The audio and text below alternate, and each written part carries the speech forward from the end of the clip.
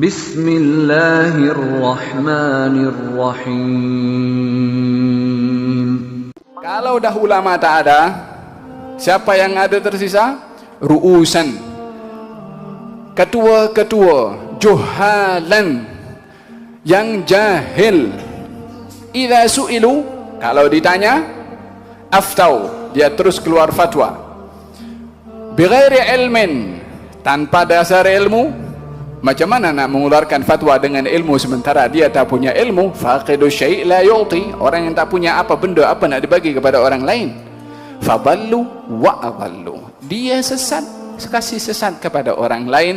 Dan ini yang dikhawatirkan oleh Rasulullah.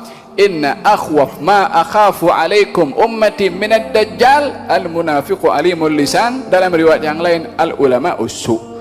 Yang paling aku khawatirkan kepada kamu wahai umatku, yang lebih aku khawatir daripada fitnah dajjal, adalah orang munafik yang pandai bercakap, ataupun orang ulama as-su', yakni yang menjual agama untuk mendapatkan dunia. Ini lebih berbahaya daripada fitnah ad-dajjal. Karena ad-dajjal kita boleh kenal dengan sifat Rasulullah SAW. Dia adalah bermata satu dan sifatnya begini, tertulis di dahinya kafir. Tapi ulama us-su', dia pakai baju, mungkin baju ulama, mungkin dia guna ayat Quranul Karim, mengguna hadis Nabi SAW.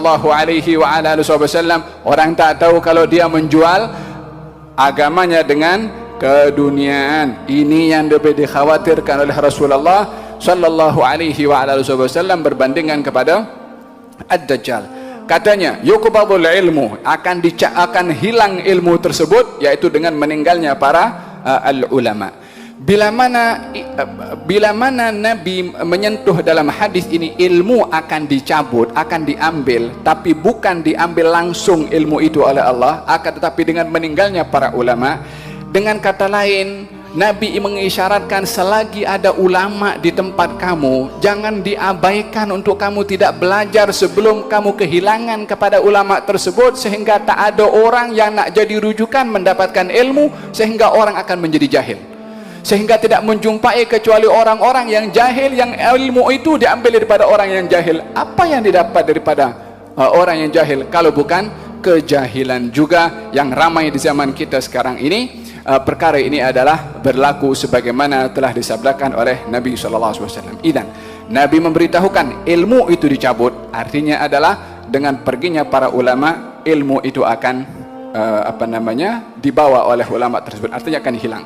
Yang kedua adalah selagi ulama masih ada, sebelum ajal datang kepada mereka, kamu yang bukan ulama, kamu wahai manusia yang perlu ilmu, ambil peluang untuk mengambil ilmu daripada para ulama. Sebelum satu hari kamu perlu, kamu tak jumpa nak kembali kepada siapa, bekalilah diri kamu dengan mengambil ilmu daripada para ulama. Natijah kalau ilmu ini tidak ada, hasil kalau ilmu itu sudah terpendam bersama dengan para ulama, apa yang akan terjadi? Yadharul al-jahlu, akan zahir.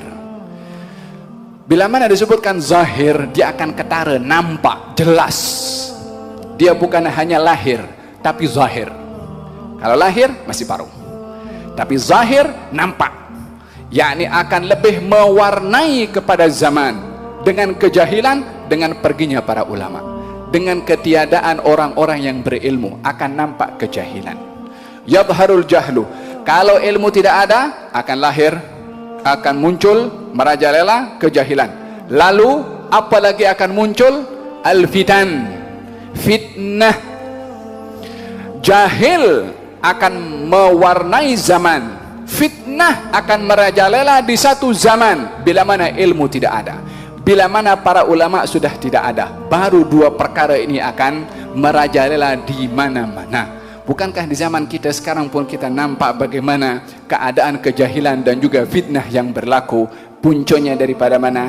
Lenyapnya ilmu. Apa sebab ilmu lenyap? Disebabkan oleh kerana hilangnya para ulama dan juga kealpaan umat manusia untuk mengambil manfaat daripada mereka para ulama. Selagi masih diberi kehidupan oleh Allah, ramai manusia tidak mengambil iktibar, belajar kepada mereka para ulama. Kecenderungannya adalah banyak kepada hal keduniaan, maka berlakulah apa yang berlaku di zaman kita sekarang, kejahilan, dan juga yang kedua adalah fitnah. Jangan lupa like, komen, dan share, dan subscribe di bawah ini.